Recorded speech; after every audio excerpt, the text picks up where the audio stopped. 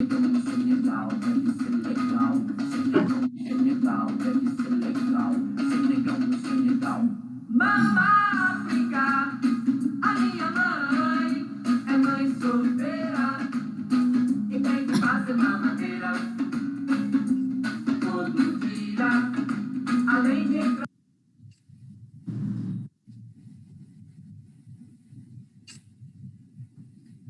a minha mãe é mãe solteira e tem que fazer mamadeira todo dia, além de trabalhar como empacotadora nas casas Bahia. Mama África, a minha mama África, a minha mama África, a minha mama África.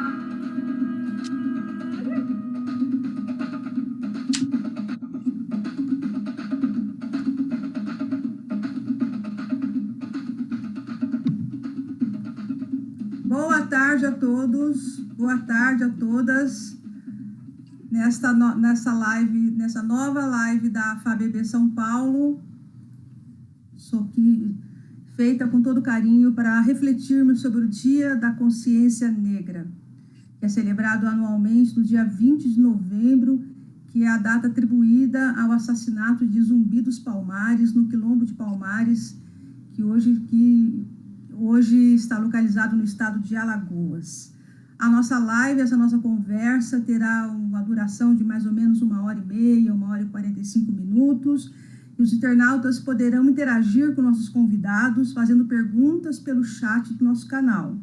Aproveito para pedir, por favor, que já deem um joinha no nosso canal, se inscrevam no nosso canal, caso vocês ainda não tenham se inscrito, e aproveitem para já compartilhar o nosso link com os amigos que com certeza vão gostar muito dessa conversa. Hoje nós contamos com a participação do diretor adjunto da FABB, o colega Alexandre Almeida Cândido, e do professor Kabengele Munanga, que muito nos honra com a sua presença. O Alexandre também nos honra, viu? Mas o professor Kabengele... É um privilégio, professor, muito obrigada. Nós sabemos que a sua agenda no mês de novembro, próxima da data da Consciência Negra, é muito disputada, então nós realmente somos muito agradecidos. Bem, vou falar brevemente sobre a origem do Dia da Consciência Negra. No Brasil, há um total estimado de 4,5 milhões de negros que foram trazidos da África para serem escravos aqui no Brasil, em 350 anos da nossa história, e fomos o maior território escravagista do Ocidente. As cicatrizes desse passado jamais serão apagadas, mas graças a medidas afirmativas, inclusive que contaram com a colaboração do professor Kabengele, que foram implementadas e são implementadas por lei após muita pressão dos movimentos populares e do movimento negro, a história da cultura negra vem sendo aos poucos resgatada e respeitada. Ainda estamos longe de uma situação ideal, mas estamos caminhando. O Dia da Consciência Negra é símbolo dessa luta. A data é feriado em cerca de 1.000 municípios brasileiros, inclusive na cidade de São Paulo.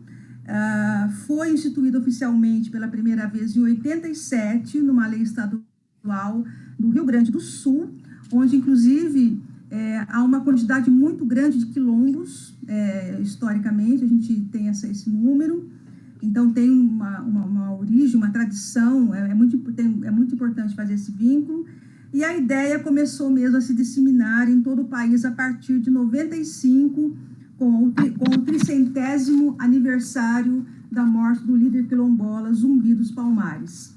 Na ocasião, Alagoas promulgou feriado. O quilombo ficava na Serra da Barriga, então capitania de Pernambuco, região hoje pertencente ao estado alagoano. De lá para cá, a importância da data em homenagem ao dia da morte de Zumbi dos Palmares espalhou-se pelo país, apesar de nós sabemos que também há resistências, né? Porque as pessoas dizem, por que não tem o dia do branco, né? Só tinha o dia da consciência negra? Então, isso deixa para o nosso debate. O Zumbi é um símbolo da resistência dos negros escravizados. Zumbi foi escrito em 97 no livro de aço do Panteão da Pátria e da Liberdade, Tancredo Neves, em Brasília. A memória de 20 de novembro entrou para o calendário escolar em 2003. Em 2011, uma lei federal instituiu a data como Dia Nacional da Consciência Negra, e os feriados são determinados por leis municipais ou estaduais. E no site da FABB, na chamada para essa live, há mais informações sobre esse assunto. Vamos começar com uma apresentação do currículo dos dois convidados e depois eu vou passar a palavra para o Alexandre, que fará as suas provocações.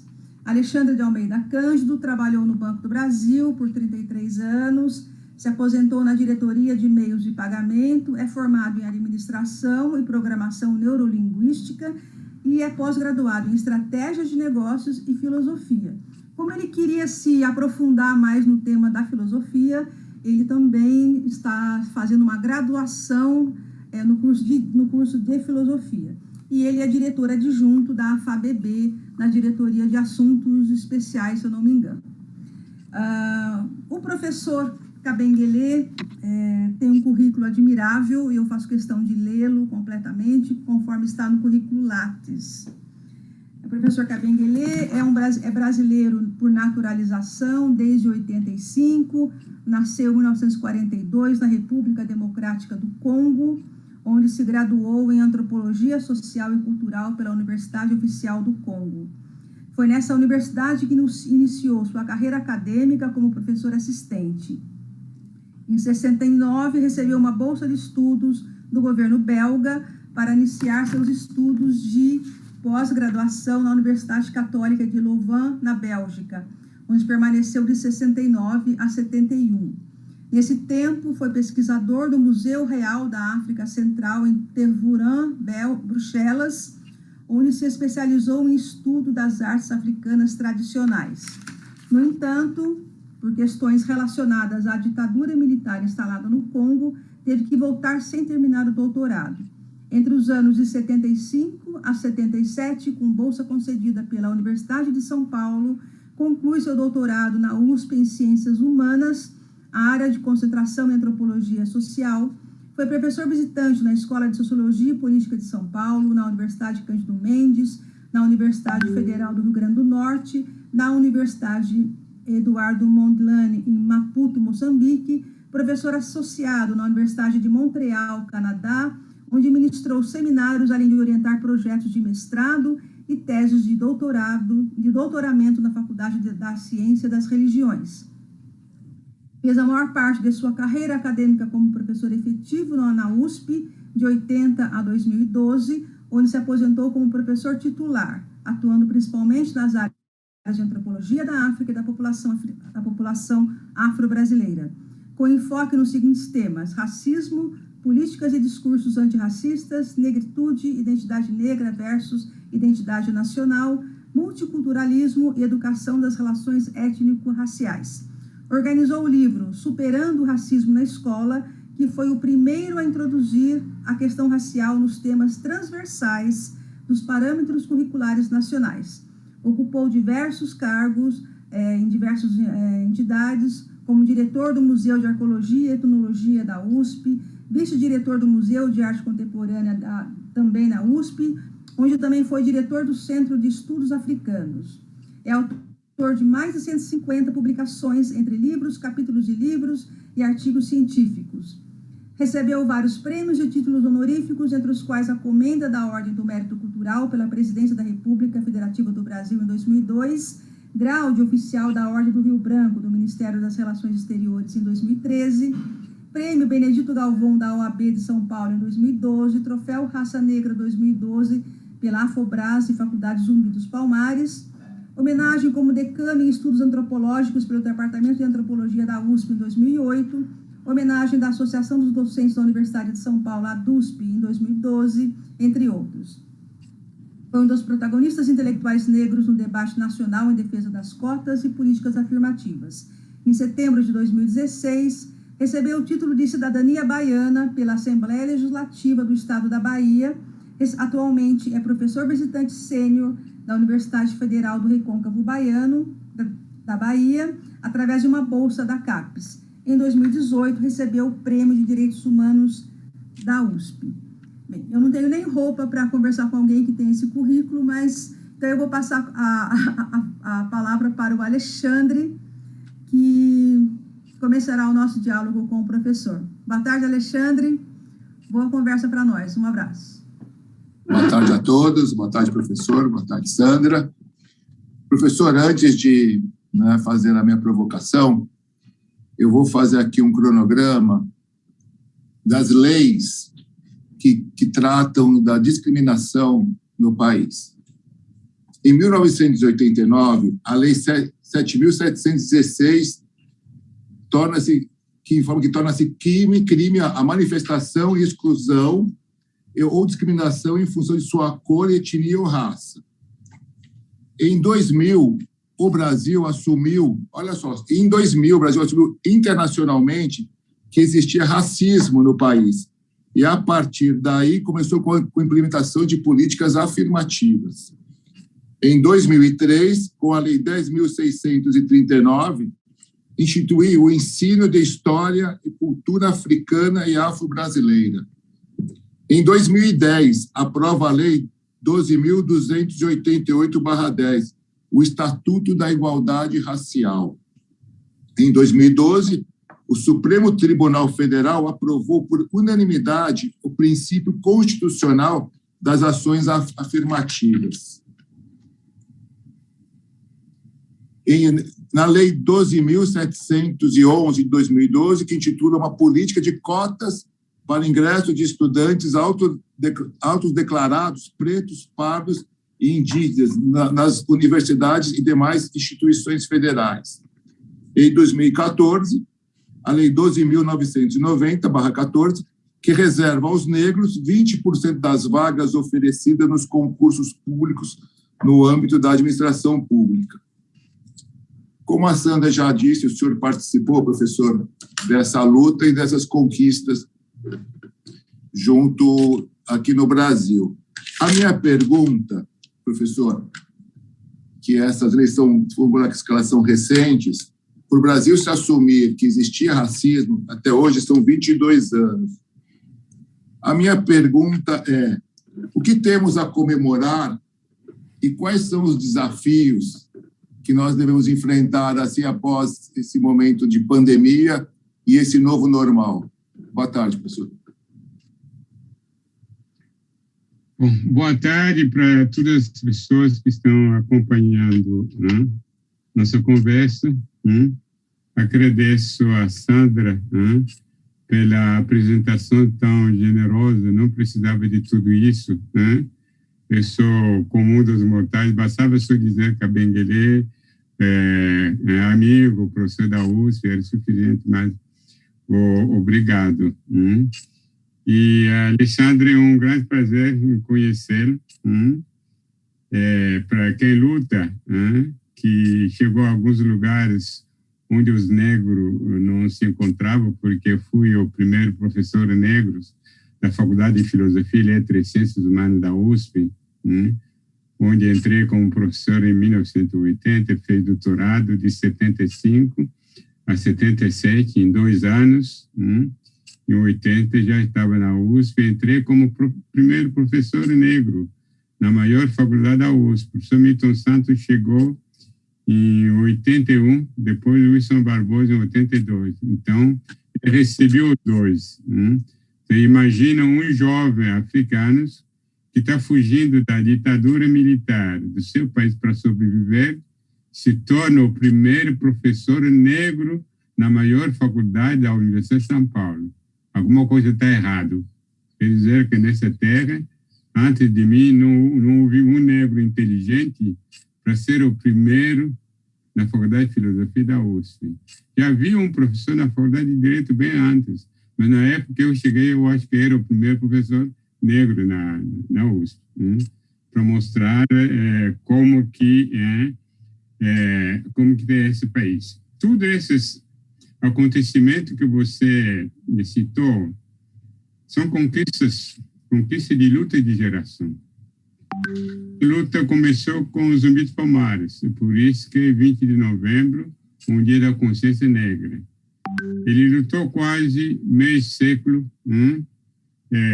para libertar o negro da escravidão. Resistiu no quilombo Zumbi dos Palmares, que era praticamente uma espécie de república, dentro da república, e resistiu tantos anos até ser assassinado em dia 25 de setembro de 1979. Foi um debate muito duro, porque estamos sentados aqui, estou escutando pessoas falando todo dia do racismo estrutural. Quando eu cheguei no Brasil, em 1975, não se falava do racismo. Era só na universidade que tinha alguns intelectuais que trabalharam sobre o tema. Florestan Fernandes, meu orientador, João Batista Borges Pereira, Otavianes. Era pouco na academia que trabalhava sobre esse tema. Era um tabu. Não se falava como estão se falando hoje. Hoje está se falando abertamente, quer dizer que houve um processo de conscientização da sociedade brasileira, que a gente não pode negar. Me lembro quando cheguei na USP, em 75, chegou um amigo que vinha da Índia, Eduardo Barros, com um projeto para estudar a classe média em São Paulo, a classe média negra em São Paulo. Ele fez uma declaração na imprensa e, no dia seguinte, fui chamado no DEOPS, onde ele passou 2 noites. Quando voltou de lá, não tocou mais na questão, pegou o tema sobre caça na Índia, que é o país dele, porque ele era da Índia de Goa, não tocou mais, porque não se falava do racismo. Era um crime, les majestas. Só na academia, algumas pessoas. Falar do racismo no Brasil, pessoas se olhavam, mas onde está o racismo? Somos uma sociedade mestiça, não tem branco, não tem negro. Mas tudo que você está nomeando essa relação são conquistas de poucos anos. 22 anos, 20 anos atrás, você chegava numa universidade pública, você contava os negros pelo dedo da mão. Porque quando entramos na USP em 75, os raros negros que a gente encontrava nos corredores das faculdades eram os africanos, que entraram por convênios. Não era o negro brasileiro. O negro brasileiro não estava na universidade. E toda essa ausência foi totalmente naturalizada, ninguém questionava isso. O que é interessante, mesmo os grandes professores, cujo mérito devemos reconhecer, como Florestan, que denunciaram o racismo brasileiro, que explicaram como ele funcionava, eles não tocavam também nas questões das políticas afirmativas. Esse termo, essa palavra, esse conceito, políticas afirmativas, cota para o negro, reserva de vaga, não existia na época. Isso é um trabalho de luta da população negra que vai chegar no auge em 1995, que os negros completaram 300 anos da morte dos Zumbi dos Palmares. Numa marcha em Brasília, quem era o presidente era Fernando Henrique Cardoso. Se manifestaram e entregaram um documento, um manifesto, reclamando, a primeira vez reclamando cota para a população negra. Reclamando a introdução da história da cultura do negro na educação. A Lei 10.639 é resultado desse movimento negro, na marcha de 1995. 5 anos se passaram, foi a Conferência do Durban. E na Conferência do Durban, com a participação massiva da população negra, de todas as entidades da população negra, principalmente das entidades femininas negras, que o Brasil oficial sai da Conferência do Durban como assinante da Declaração de Durban, reconhecendo oficialmente que tem racismo no país deles, se comprometendo para implementar cotas políticas afirmativas para negro, para a população negra. Então, na saída da Conferência do Durban, em 2001, O debate começa em 2002, a Universidade Federal do Estadual do Rio de Janeiro, por uma lei federal do Estado do Rio de Janeiro, do tempo de Antônio Garotinho, que vai o primeiro a implementar lei para reserva de cota para negro nas universidades. Depois foi a UNB, um ano depois, a primeira universidade federal, e outras universidades começaram a entrar no debates, a partir da autonomia universitária, até chegar a 2002, quando a lei federal, a lei das cotas, sai, já havia mais de 100 universidades públicas com as políticas de cotas, claro, de forma diferente. E essas universidades públicas, em sua maioria, eram dirigidas por quê? Por brancos, claro, a maioria homens, às vezes encontram uma mulher. Só a Ivete Sacramento, que era universidade que era reitor da Universidade do Estado da Bahia, a UERJ, que peitou a coisas, disse, queremos cota aqui também. Através da autonomia universitária, não havia uma lei estadual. Conseguiu, fui a segunda universidade depois da UERJ. O debate pegou fogo, depois da conferência de Durban, e tivemos esses consistos hoje. Aí vem a sua pergunta. 22 anos já se passaram.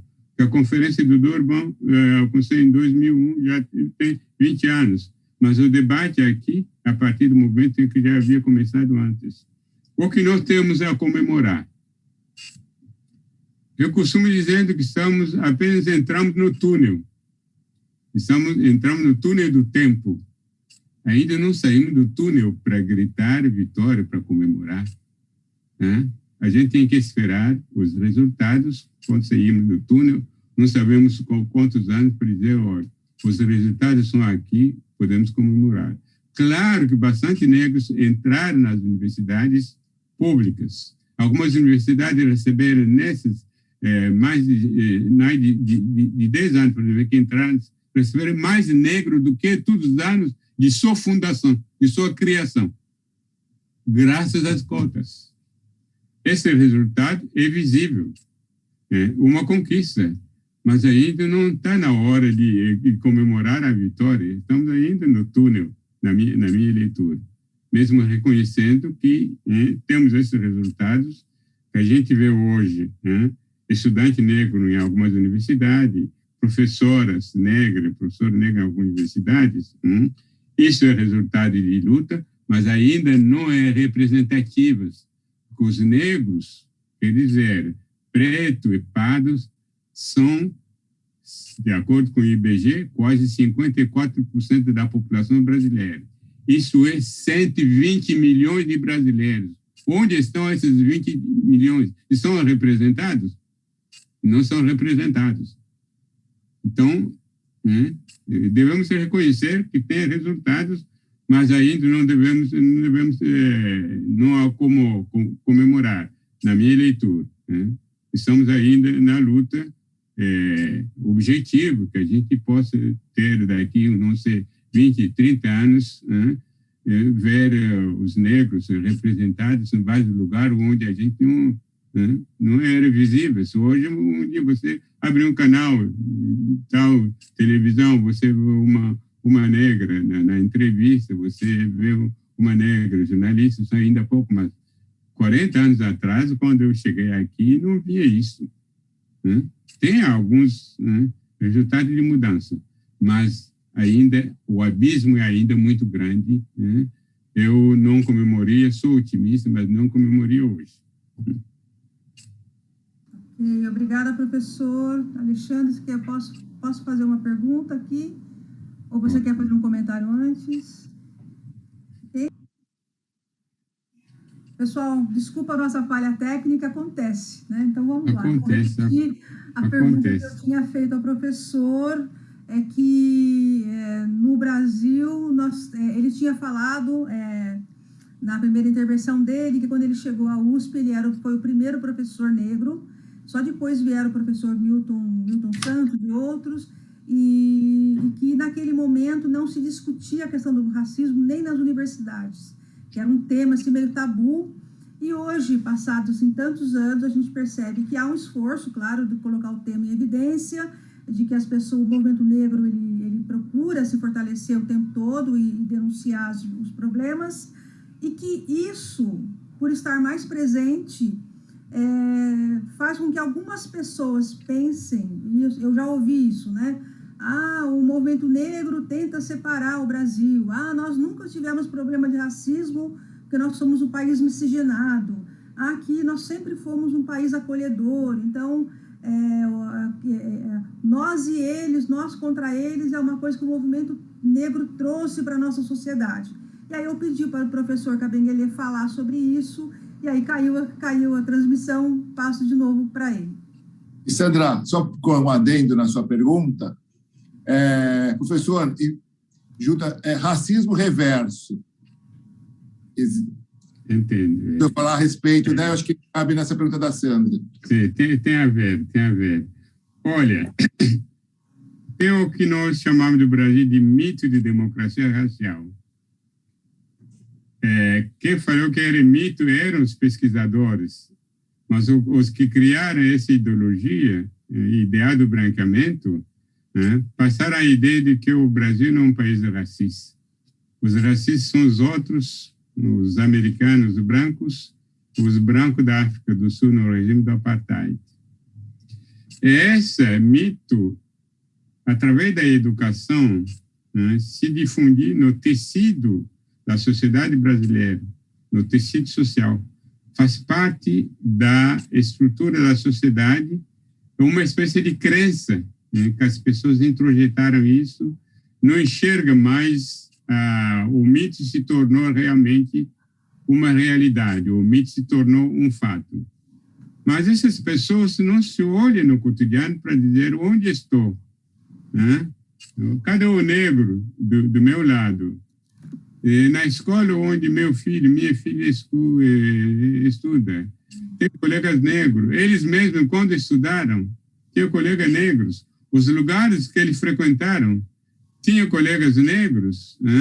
Quando você olha em todas as instituições públicas ou privadas, seja no Congresso, no Legislativo, Executivo, Judiciário, você olha no mundo empresarial, todos os lugares, você pergunta, mas onde estão os negros? Que hoje são 54% da população, mais de 54% da população brasileira, cerca de 120 milhões de brasileiros. Quer dizer que o Brasil, o segundo país do mundo de negros, depois da Nigéria. Onde estão esses negros? As pessoas introjetaram isso, está no inconsciente, se tornou uma crença que ele não percebe mais a realidade. Ele não enxerga mais o negro, não escuta o cheiro de negro, não sente o cheiro de negro quando sente com outra leitura. Então, isso é um dado do racismo brasileiro. A mestiçagem faz parte da história da humanidade. Mesmo onde tinha lei proibindo relações intersexuais entre branco e negro, como nos Estados Unidos, nasceram mestiços. Na África do Sul, durante o apartheid, tinha lei impedindo o cruzamento entre brancos e negros. Nasceram mestiços. Imagina o Brasil. Até no Vietnã, durante a guerra, nasceram os mestiços. Então, é impossível, os mestiços não existiram onde os seres humanos se encontram, que seja através da violência ou das relações pacíficas. Mas os mestiços no Brasil também são vítimas do preconceito e da discriminação racial. Quantas vezes, quando se trata de relações amistosas, é aquela mulata, mas quando entra em conflito, a mulher se torna uma neguinha metida. Sabemos disso. Os mestiços também são vítimas do racismo. Onde estão? Na estrutura do poder. Você olhar no Congresso, quando mestiços, se o Brasil é um país de mestiços, onde estão esses mestiços? Então, as pessoas têm que reconhecer a diversidade, sabendo que estamos vivendo num país racista, onde, com base na diferença da cor da pele, os negros, povos indígenas, são discriminados. essa discriminação tem uma história conhecida e hoje faz parte da estrutura da sociedade. Não é simplesmente uma questão de relações entre pessoas, né, que praticam, que são preconceituosos, que se discriminam no cotidiano. Isso faz parte da estrutura da sociedade. A estrutura é algo invisível, uma lógica que você não enxerga, não sabe como atacar a estrutura. Então, os caminhos são indiretos, né? Introduzir a lei de diversidade nas instituições, introduzir políticas de ação afirmativa nas universidades para incluir os negros. O abismo entre negro e branco é enorme, né? As estatísticas do IP são aqui para... Então, essas pessoas são pessoas, né, que não estão enxergando o verdadeiro Brasil. Né? Segura aqui por fora, assim.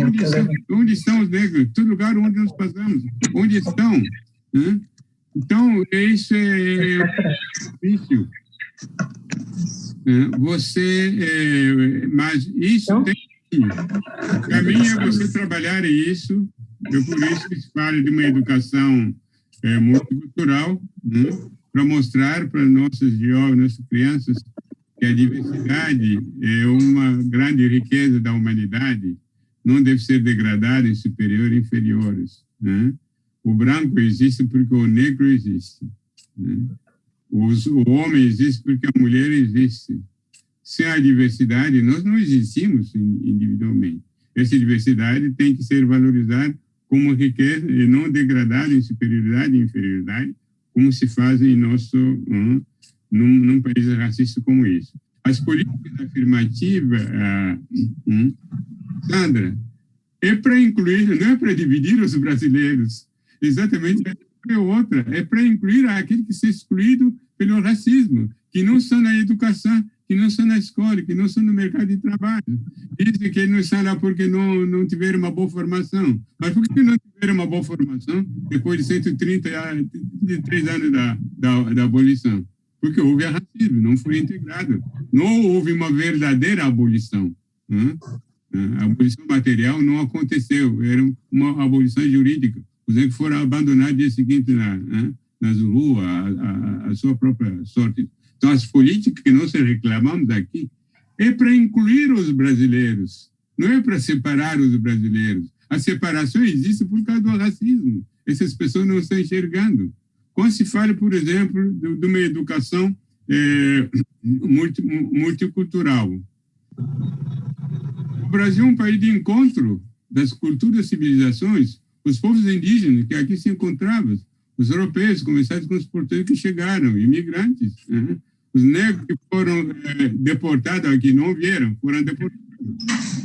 E os asiáticos que vieram depois, todos esses povos contribuíram, né, de sua maneira, de acordo com sua situação, na construção do Brasil.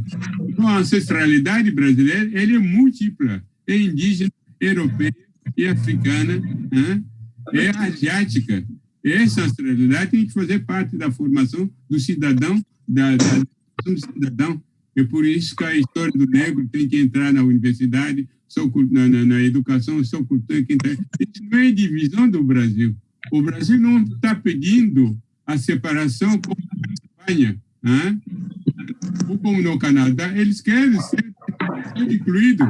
As pessoas não são capazes de entender isso. Né? Claro, os mestiços existem, mas a mestiçagem não caiu do céu. A mestiçagem não caiu do céu. Tem pessoas que deram origem a essa mestiçagem, que se cruzaram, brancos e negros e indígenas. Né? A ancestralidade dessas pessoas tem que ser estudada, né, no processo de construção da nossa identidade. Então, as pessoas estão vendo divisão, onde os outros estão vendo política de inclusão.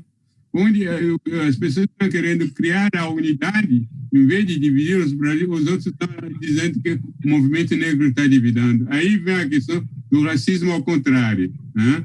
A entrada da universidade, do negro na universidade, um racismo ao contrário, porque os brancos não estão entrando pelas cotas. Mas os brancos já estão nas cotas.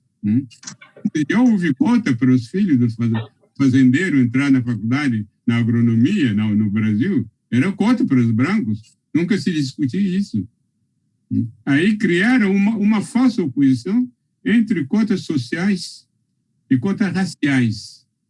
Não há uma oposição, porque os problemas do negro, como os problemas da sociedade, das mulheres, são problemas da sociedade, são problemas sociais.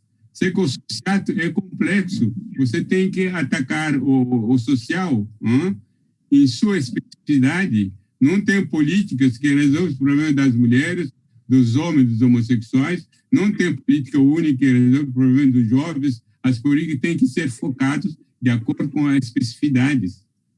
Essas políticas são políticas de inclusão para formar a unidade da sociedade africana, da sociedade brasileira. Não é separação. Então, o racismo, ao contrário, é o quê? Significa que o negro hoje se acha superior ao branco por causa da cor da pele negra. Seria isso o racismo? Se achar superior ao outro por causa da sua cor da pele. Então, o negro se tornou superior ao branco, porque ele está sendo beneficiado pelas cotas. É ao contrário. Quer dizer, no fundo, uma ignorância, que as pessoas não sabem mesmo, não é que é o racismo. Porque eu não sei porque as pessoas falam de racismo ao contrário. O negro que sobe na vida, ele pode discriminar o outro negro pobre, mas uma discriminação de classe social. O negro pode discriminar o branco, às vezes, como uma política de legítima defesa. Em Harlem, por exemplo, nos Estados Unidos, os brancos não podiam entrar no Harlem. Não é discriminação, ao contrário. Os negros, e você não me deixa entrar no seu bairro por causa da segregação racial, também você não entra no meu. Então, não é racismo, ao contrário. Ok, professor, obrigada. Alexandre, você quer comentar antes de eu fazer uma outra pergunta? Não, eu gostaria, professora, da minha experiência no Banco do Brasil, os meus 35 anos, nos quais eu trabalhei na empresa, eu era o único ou um dos poucos também, E isso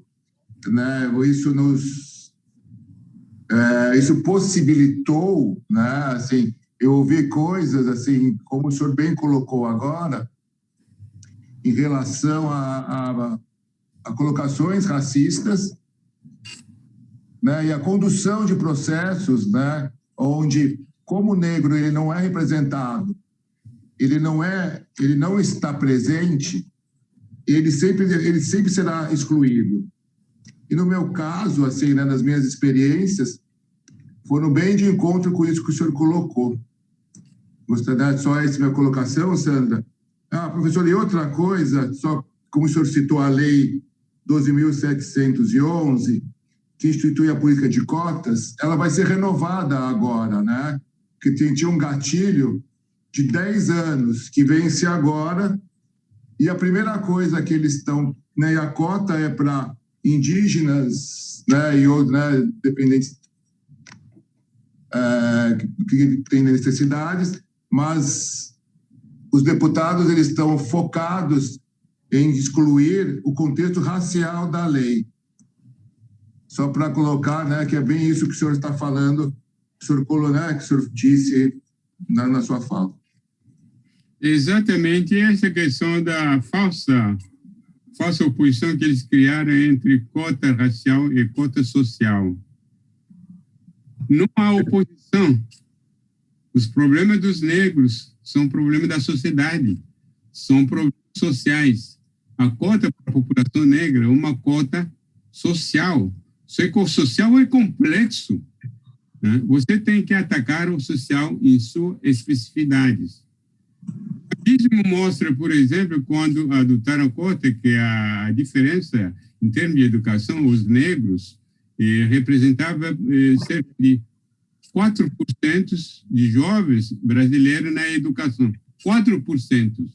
Esse racismo, você não preenche isso em 4 anos, são desigualdades de 500 anos,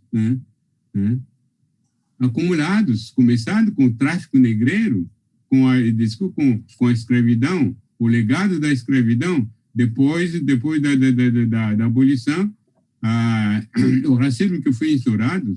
Então, você tem aqui desigualdade acumulada de meio século, de 500 anos, você vai resolver isso em 10 anos de cotas? Salve milagre! Não é, professor? O tempo que durar. Mas como ele estava contra, primeiro que para essa lei, 2071, foi duro chegar a essa lei, né? Muitos intelectuais, até da esquerda, atacaram, dizendo que a cota era paliativa, que não ia resolver nada, né? Claro, um problema de estrutura da sociedade, claro, da sociedade. Então, se não tivesse essa lei, os negros estariam com os braços, mãos cruzados, né? Os indígenas também, esperando a ditadura de proletariado para entrar na universidade. Tem um problema de estrutura. Tem que mudar a estrutura da sociedade capitalista para os negros entrar. E quanto? Então, se eles entraram, graças a essa pressão social, a solidariedade também de alguns brancos conscientes, né, que as cotas começaram. Mas as pessoas que são contra continuam com essa coisa de cotas raciais e cotas sociais, que é uma falta de discriminação. O que eles querem simplesmente tirar a cor da pele, as vagas reservadas para negro e indígena, deixar só cotas sociais. Cotas sociais não vão resolver esse problema. A gente tem o que chama de probabilidade matemática. Número de jovens que termina o ensino médio, os brancos são maioria. Os negros são minoria. É como você pegar sorteio entre 1.000 negros e 30 indígenas para sortear, para ver que é a probabilidade matemática. Os que são vão receber as cotas. Isso aqui é lei, é matemática. Não dá como fazer de outro jeito, né? E como são a maioria que termina o segundo médio são brancos, vindo também do ensino médio de escola particular, de boa qualidade, né? Se não pegar pessoas que tiveram formação diferente, botar na mesma linha de partida, dizendo vocês são iguais, correm, vamos ver os melhores. Você pega alguém com Fusquinha, o outro com Mercedes, diz, olha, vocês correm aqui, vamos ver o carro mais veloz. Você pega um estudante que vem de escola de pueridomos, que vem de pastores, né? O outro que vem de uma escola pública da periferia, para dizer, olha, aqui é a linha de partida, vocês vão correr, vão ver o melhor. Você não está medindo o melhor, está medindo a classe social. Né? Sim. Que passou no vestibular com nota, digamos, 5, o outro que vem de uma escola particular que passou com nota 7, talvez essa nota 5 pode ser até superior à nota 5, por causa da desigualdade. Então, por que botaram cotas, né, separadas? Né? Justamente por causa desse abismo, por causa das diferenças. Agora, agora vamos falar de cotas sociais. Vamos pegar só estudantes que vêm da escola pública, sem discriminação de cor, de raça, né?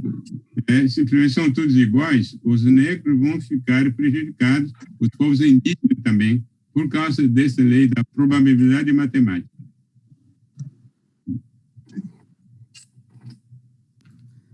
Professor, o senhor falou bem, muita coisa importante, e eu achei muito interessante, pensei uma frase que o senhor falou sobre as relações amistosas. Então, nós temos, as pessoas têm relações amistosas, é muito comum. Eu estou aqui como advogada do diabo, colocando coisas que a gente ouve para a gente fazer o debate, né? Então, assim, a pessoa diz assim, eu não sou racista porque eu tinha amigos negros desde quando eu sou criança.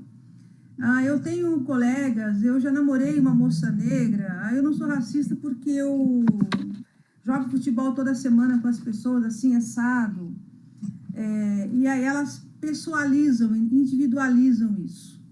Além disso, a gente sabe, né, que as pessoas mais velhas, o senhor falou de 500 anos, então a gente cresce em um país ouvindo expressões racistas. Então, assim, nem dá para a gente repetir aqui, mas a gente imagina, né? Todo mundo já ouviu uma expressão racista quando era criança, porque a avó falava, o avô falava, e a gente ouve aquilo, cresce com aquilo. Com o passar do tempo, conforme a gente vai se civilizando, a gente aprende que isso é errado, que não está certo, que é indigno, que é desumano, etc. Aí eu pergunto para o senhor, é possível limpar o racismo que nós trazemos em nós, desde a nossa criação, desde a infância? É possível a gente se limpar disso? Ou o racismo, ele é aquele diabinho que fica ali guardado no nosso subconsciente, esperando a hora de aparecer? Eu queria que o senhor falasse um pouquinho sobre isso e saber do Alexandre, se no Banco do Brasil, nos seus 30 e tantos anos de empresa, se isso apareceu, se você falasse para a gente concretamente como é que foi isso, das relações amistosas que nós temos. Olha, Sandra, não é por acaso hoje você escuta, no Brasil agora está à moda, quando a pessoa fala de racismo, tem que dizer racismo estrutural. Né? Eu sempre utilizei essa expressão, o conceito de racismo, nos substantivos, e não adjetivava, porque eu tenho consciência que o racismo está no tecido social, no tecido da sociedade, portanto, está na estrutura da sociedade. Né? Não é uma questão de relações individuais, para dizer, olha, eu tenho amigo, amiga negra, não sou racista, portanto, o racismo não existe, não é por aí. Né? Não é aquela mãe que diz para a filha, olha, minha filha, eu não sou racista, não. Você sabe que temos amigos negros, mas você vai casar com um negro. Você já pensou em seus netos, em seus filhos? Ele dizer que ele não quer ter filho, não quer ter. Portanto, ele diz que somos todos mestiços, mas não quer ter neto mestiços. Essas contradições que faz parte. Então, o racismo, para mim, é um monstro. Um monstro não há arma apropriada para lutar contra esse monstro que faz parte da história da humanidade. Se você pegar a própria ciência, você vai encontrar várias definições do racismo. A biologia tem a sua definição, a sociologia marxista tem, a antropologia tem, a psicologia tem, a psicanálise tem, a história, a filosofia, cada um tem a sua definição do racismo para mostrar quanto é um fenômeno muito complexo. Esse fenômeno complexo também tem uma dinâmica, né? Se metamorfoseia todo o tempo de acordo com a cultura da sociedade. No início era um racismo científico, porque nasceu do conceito de raça, né? A partir da século das luzes, né? A ciência das raças que hierarquizou a humanidade, que deu origem ao racismo que chamamos de racismo clássico, mas com a própria biologia, a evolução da ciência, dizer que a raça não existe biologicamente. Então, o racismo científico acabou. Mas isso já estava no tecido social da sociedade, já é difundido, se tornou uma crença, está na estrutura da sociedade, está no inconsciente das pessoas. Você pode dizer que a raça não existe, o racismo deixou de existir, não é bem assim. Né? É como o racismo derivado da raça, como a raça foi uma espécie de mãe. A mãe botou no filho, no mundo, um filho chamado racismo. A mãe já faleceu, mas o racismo está solto, né? Fazendo vítima no mundo. Então, é difícil você combater esses fenômenos, né? Do racismo. Mas temos que ser otimistas. Quais são os caminhos que se utilizam? Mesmo sabendo que é difícil, esse caminho está dando alguns resultados. Se você o racismo em 3 fenômenos, em 3 momentos. A primeira coisa é o preconceito. Né? São atitudes que estão na cabeça das pessoas, introjetadas pela educação. Você não ataca os preconceitos pelas leis, os preconceitos estão em terrenos, né? invisível que a lei não pode mudar nada. A lei vai simplesmente atacar os comportamentos visíveis, mensuráveis, que são a discriminação que nós vivemos em todos os dias. Então, você vê que a lei já é impotente para trabalhar com as questões dos preconceitos que estão na cabeça das pessoas. São atitudes, pensamentos preconcebidos sobre o outro que mal conheço. E depois vem o discurso legitimador, que nós chamamos de racismo, que tem um conteúdo ideológico, que legitima a exploração, a dominação, a violência, a morte dos outros. Então, tudo esses três momentos são reunidos num conceito que se chama racismo, que as pessoas não sabem exatamente o que você... Então, tem vários caminhos. O caminho da educação vai lidar com as questões de preconceitos. As leis vão atacar os comportamentos concretos que nós podemos observar, como diz a lei da Constituição, que a Alessandra se referiu, perante a lei somos iguais. Qualquer prática de prática racista comprovados é um crime indescritível, sujeito a reclusão, inafiançável de reclusão. Mas nem essa lei funciona totalmente. Quantas pessoas já foram vítimas de discriminação racial? Chega lá, o juiz diz que era um injúria, que não é isso, não era aquele, porque o juiz também foi formado numa sociedade racista, introjetou também, naturalizou também essa diferença entre branco e negro. Outro caminho são o quê? Além das leis da educação, são políticas afirmativas. Aí, nessas políticas afirmativas, incluímos cota. O cota é simplesmente uma das modalidades das políticas afirmativas. Políticas afirmativas são complexas. Então, são caminhos que se usam hoje, classicamente, para lutar contra o racismo, para transformar a sociedade. Estamos vendo algumas mudanças. Nos Estados Unidos, por exemplo, antes das leis, a diferença entre branco e negro em matéria de educação era de 50%. Hoje está reduzido a 10%. Como podia imaginar, apesar do racismo, que os negros elegeriam um presidente negro? Claro, não mudou a situação.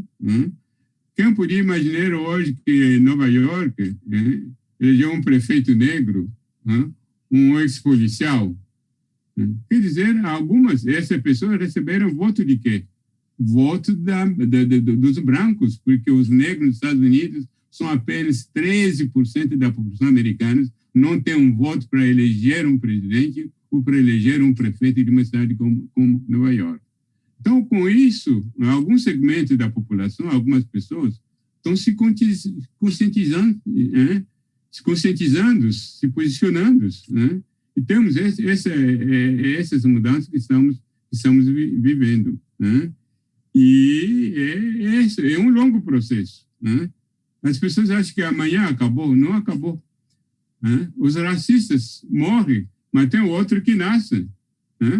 Que receberam uma educação racista em casa, e quando chega na escola, essa educação não está sendo destruída para uma nova educação, porque a educação é muito importante.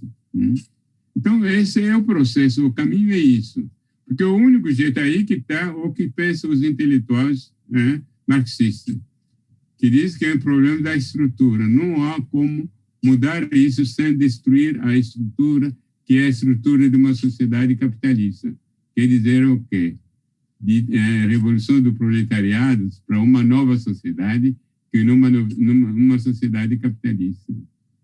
É bom, mas a gente sabe que não vai ser amanhã. Então, estamos lutando dentro daquele que a democracia neoliberal capitalista oferece para conseguir algumas mudanças. Porque eles também devem sobreviver, então eles cedem a algumas opressões. Como o capitalismo se humanizou em alguns países europeus? Por meio do comunismo. Tinha medo da entrada do comunismo, se humanizaram, mas continuam a explorar, mas, né, as diferenças sociais, né, diminuíram um pouquinho. Se você pegar um país como a Suíça, né, onde todos os ladrões do mundo escondem dinheiro lá, o salário entre um deputado suíço é um funcionário que ganha, digamos, um operário, é cerca de diferença de 4 a 5 salários entre o salário de um deputado e o salário de um. Então, a diferença, né, de distribuição de renda melhorou, apesar da exploração continuada.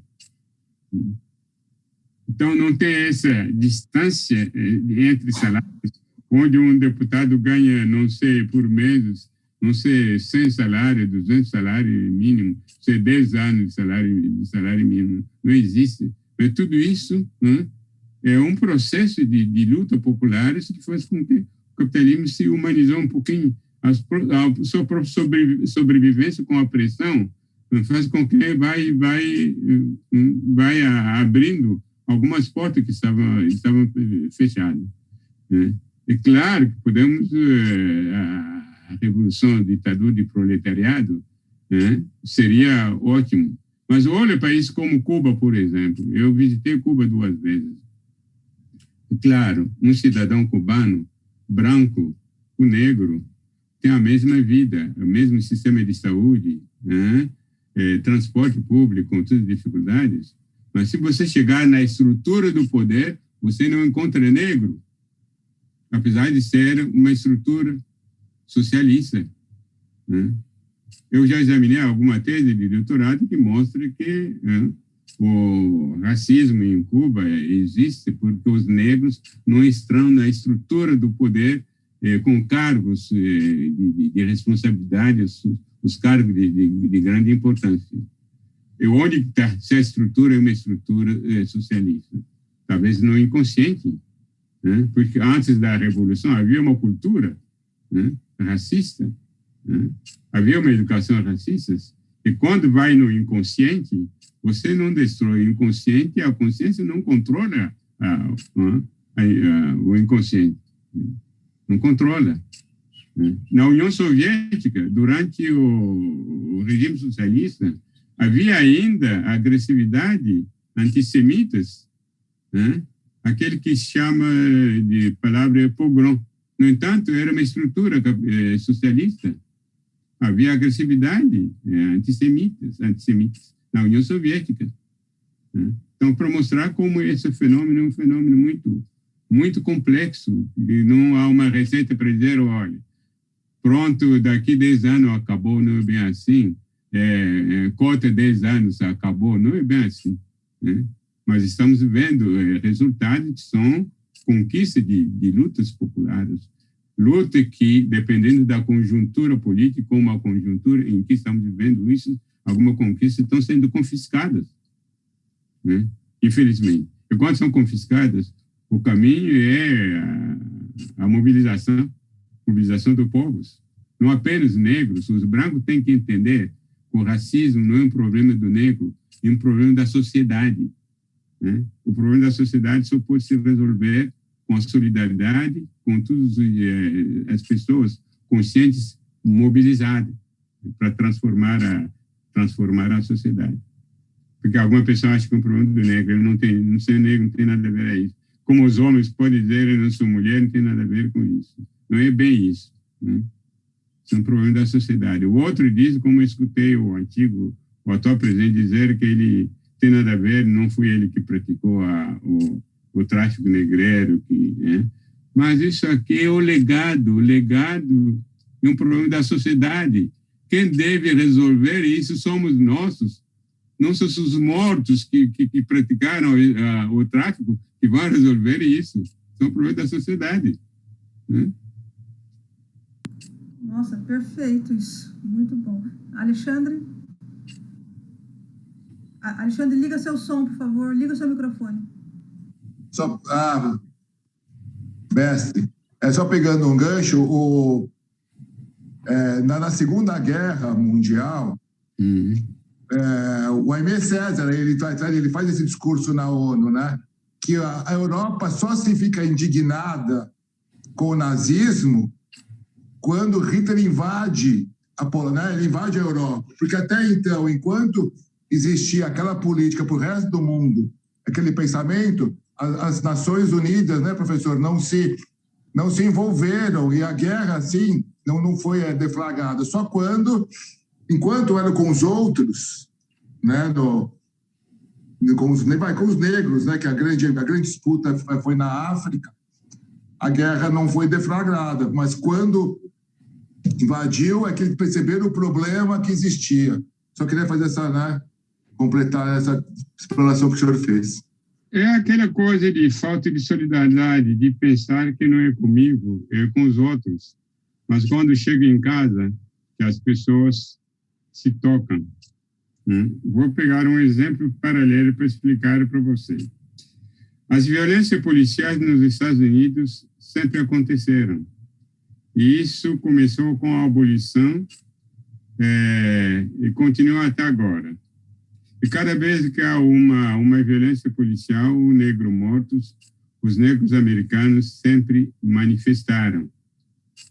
Mas pela primeira vez fomos brancos nos Estados Unidos, reunidos com o episódio de George Floyd, manifestando nos Estados Unidos brancos. E essas manifestações atravessaram as fronteiras para chegar na França, na Inglaterra, na Alemanha, no Japão, no Coreia do Sul, dizendo não ao racismo. Chegou no Brasil, no entanto, a violência policial no Brasil vem acontecendo há muitos anos. Se fala sempre vocês já ouviram falar de bala perdida? Desde quando uma bala que foi fabricada para matar, quando mata alguém, é perdida. Não é perdida? E ninguém se manifestava. Então, pela primeira vez, tivemos uma população brasileira na rua, em plena pandemia, como nos Estados Unidos, sem medo de se expor, dizendo não ao racismo, não à violência policial. Então, você vê que a consciência da sociedade, com o tempo, algumas pessoas, não sei por que circunstâncias, as pessoas acordam, levantam. Eu me surpreendi porque é a primeira vez que eu, brasileiro, se manifestando contra o racismo no Brasil foi a partir da morte de George Floyd. Nunca vi isso antes.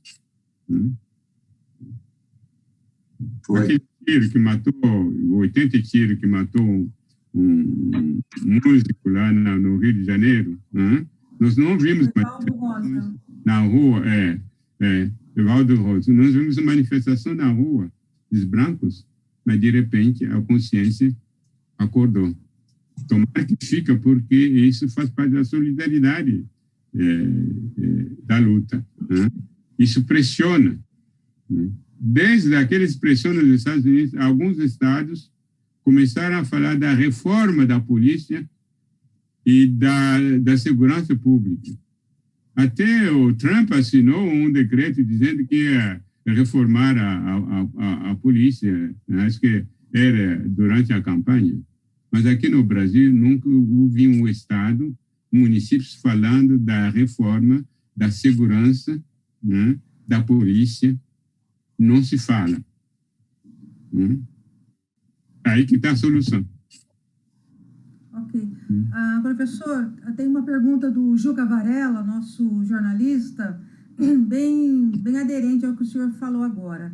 O Juca pergunta: o senhor poderia traçar um paralelo entre o racismo no Brasil, chamado de Nutella pelo atual presidente da Fundação Palmares, e o racismo nos Estados Unidos, que é mais visível e cruel?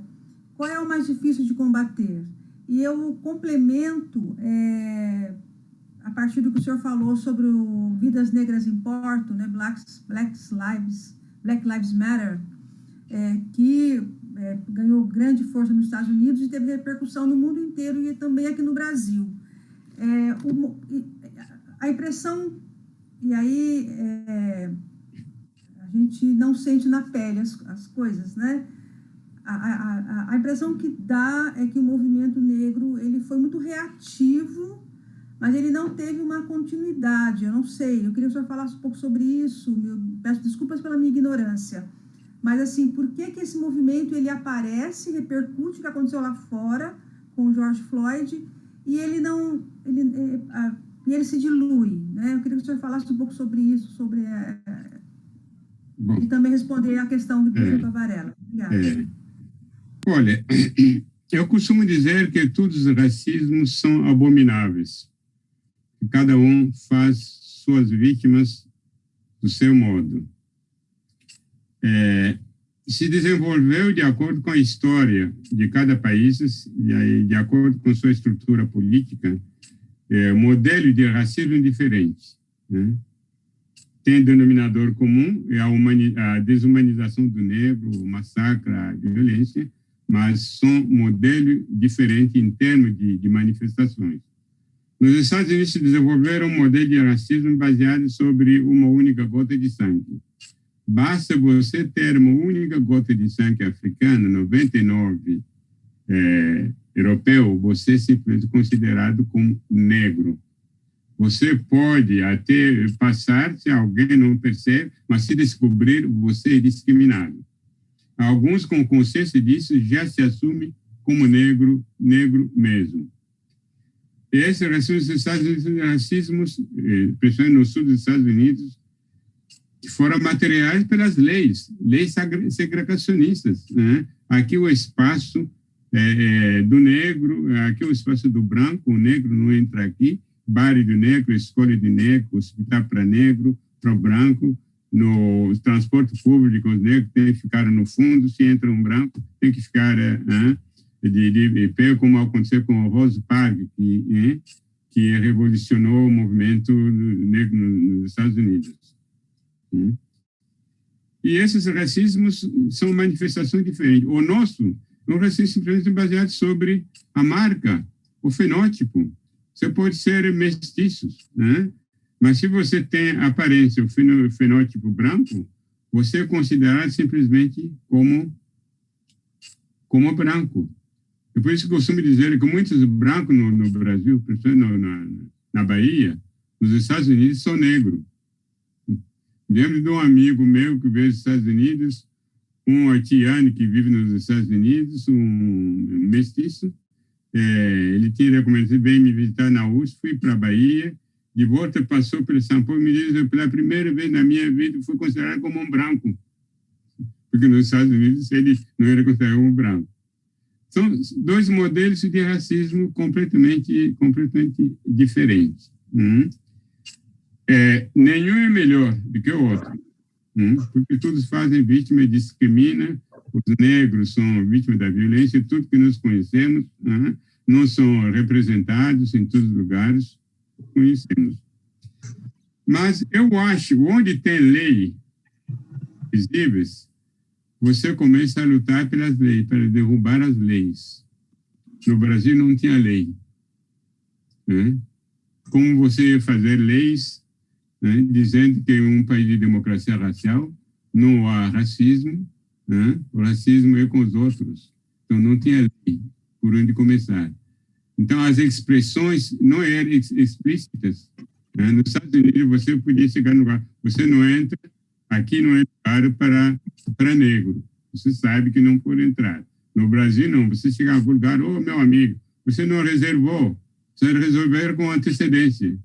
Mas o que ele quer dizer é que você não pode entrar, mas não pode dizer isso. Porque na casa de enforcado não se fala de cor no Brasil. Quando você fala com o negro, tem que dizer, moreno. Parece que se você dizer que é negro, você está xingando ele.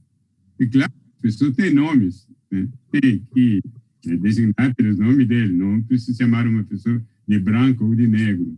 Mas para identificar, você pode dizer que a pessoa é negra, é mestiço, é branco. Mas isso no Brasil, você não pode tocar nisso. Quando você fala com negro, tem que chamar de moreno. Não ele vai sentir. Então, tudo isso acaba matando a consciência das vítimas.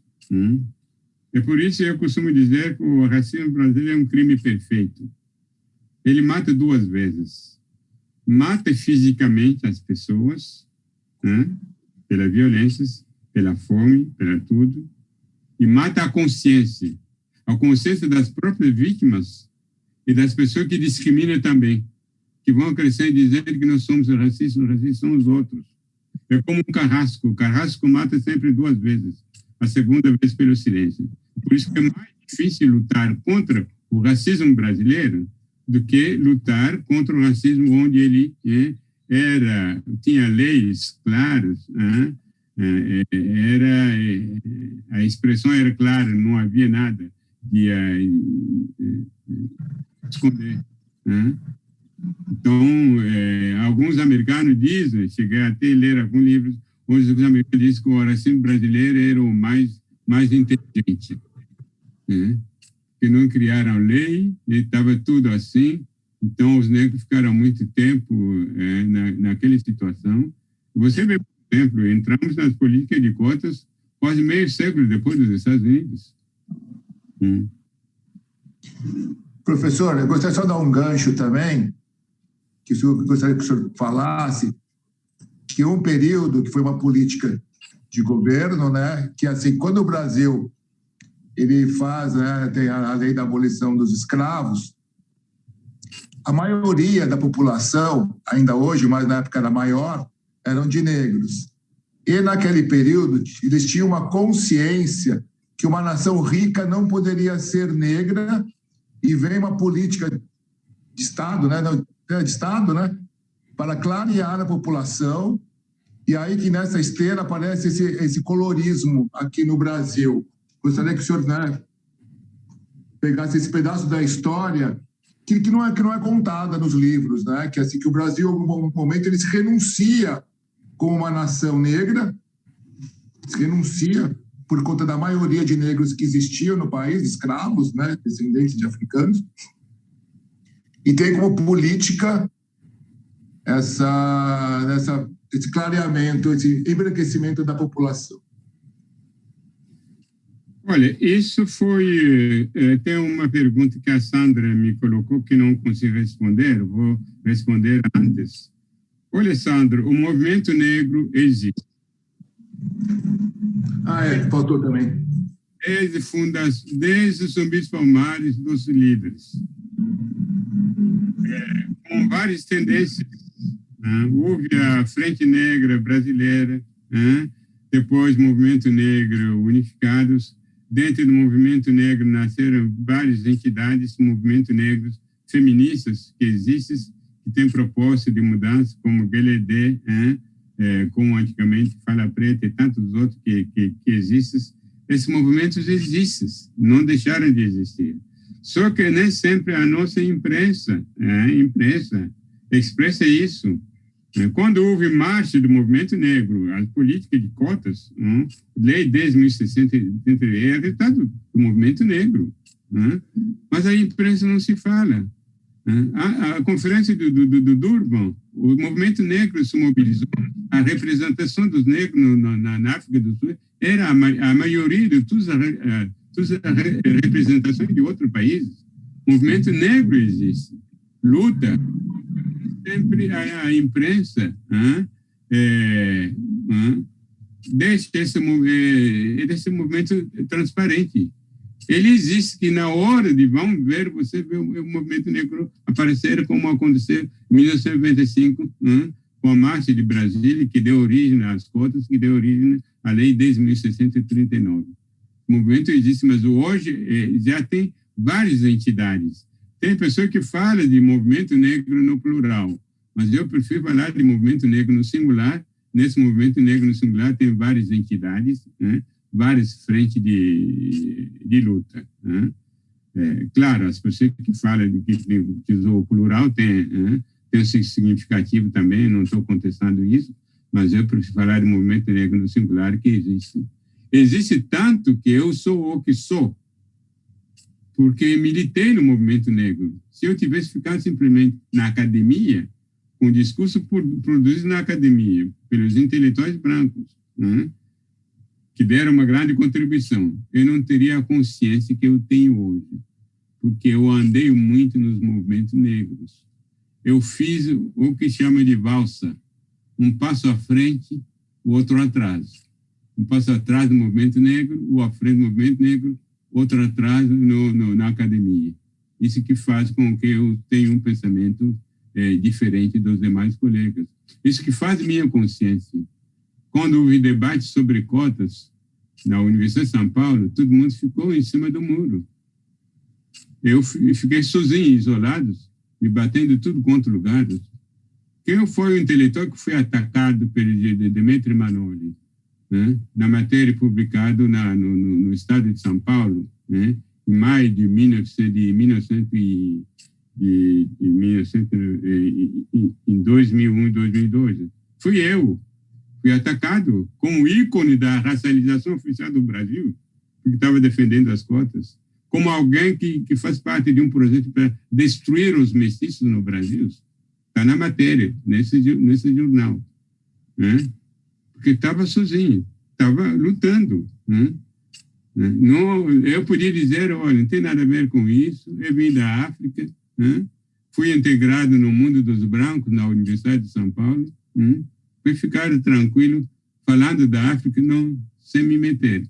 Mas a consciência, você não faz ciência sem consciência da sociedade. Né?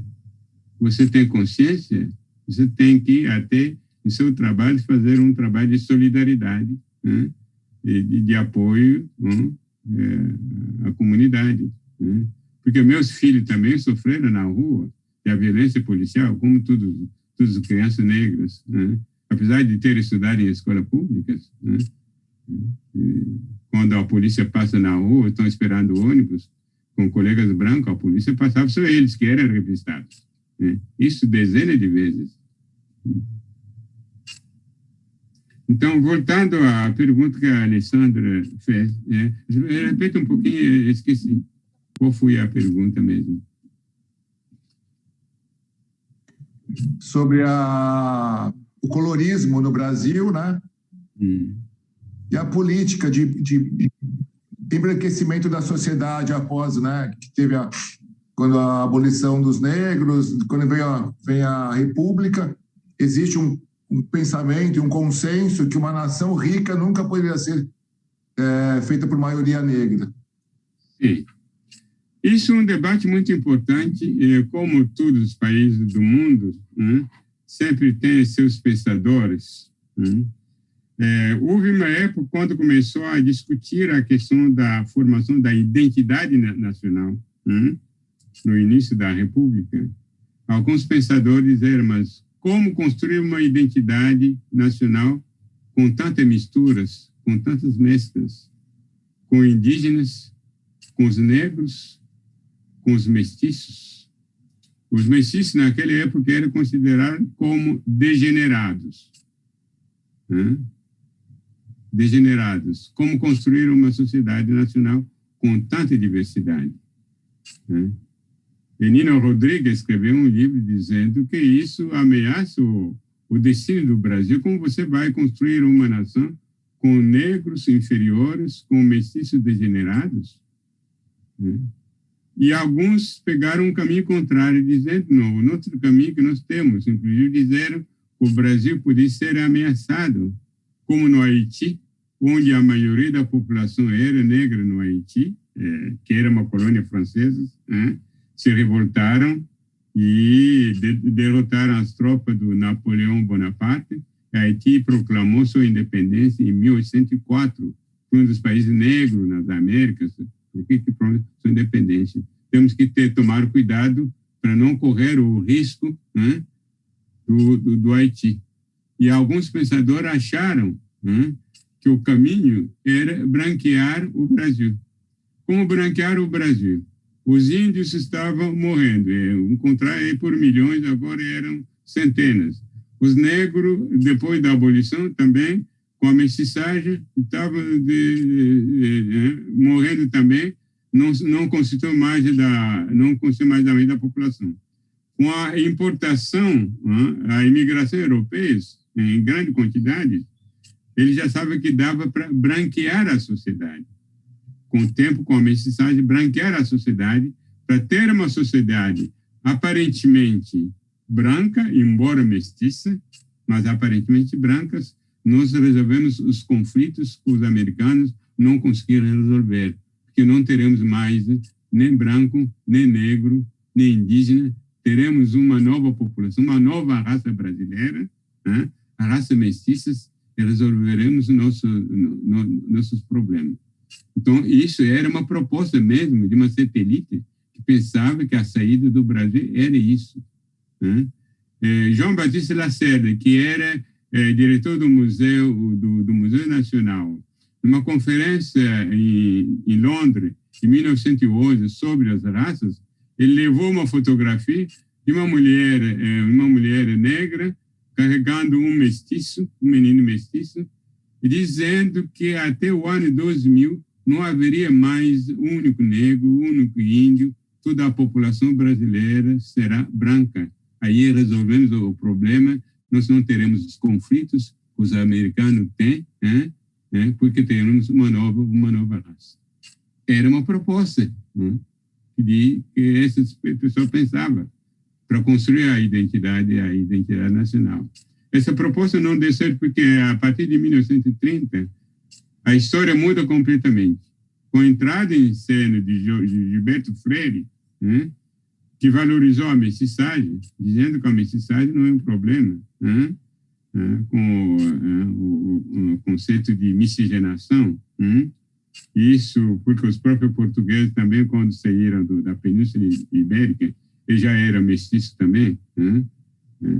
Então, o problema nosso é a cultura, né? Nossa identidade nacional, aceitaram os mestiços como fazer parte da nossa sociedade, os mestiços não são degenerados.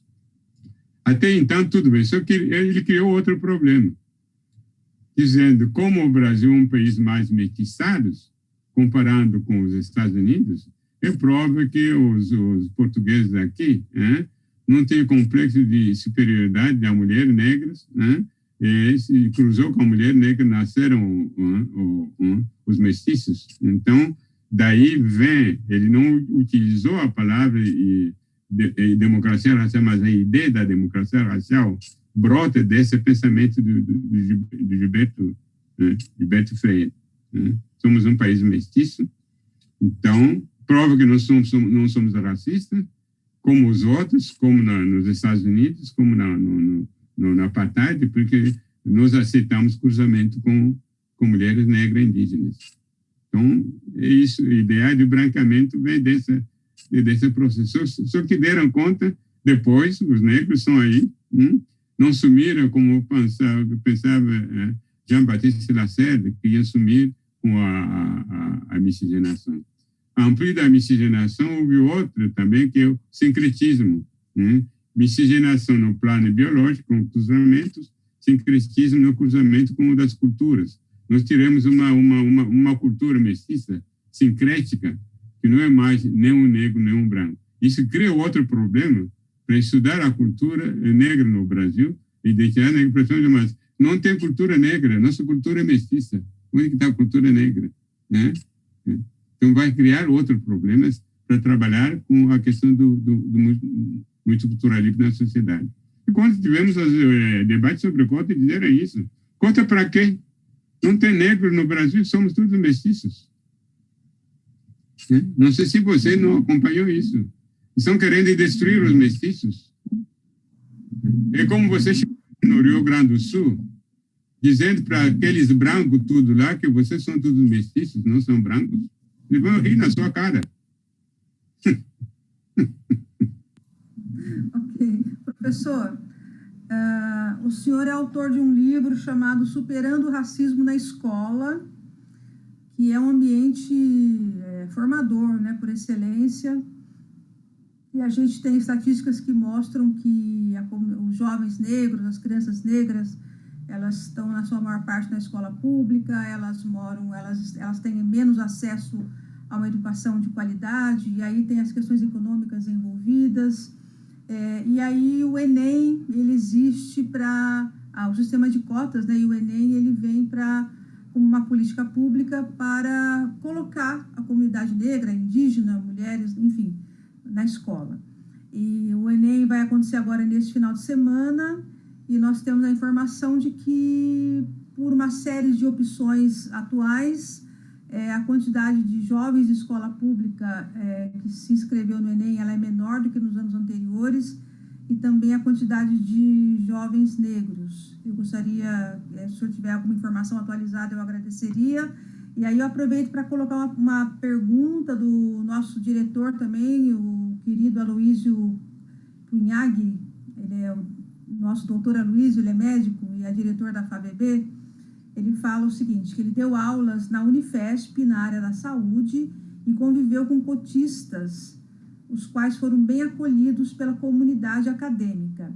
Esse fato está em conformidade com as suas observações e estudos? Ou seja, os negros e os cotistas são bem recebidos na comunidade acadêmica? E agora, repito a pergunta que eu fiz, assim, esse Enem que vai acontecer agora com menos pobres e menos negros inscritos no exame?